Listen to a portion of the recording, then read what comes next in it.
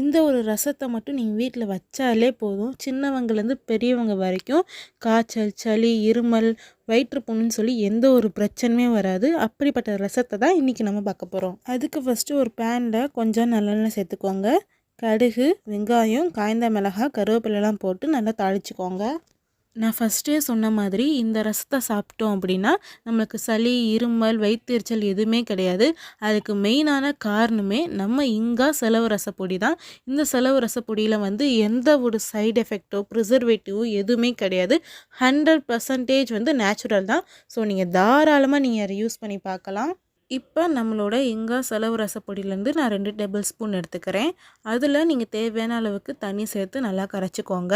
இந்த ரசத்தை நீங்கள் செய்யும்போது நம்மளுக்கு டைம் ரொம்ப ரொம்ப மிச்சமாகும். இப்போ நம்ம கரைச்சி வச்ச ரசப்பொடியை இந்த பேனில் ஊற்றிக்கோங்க.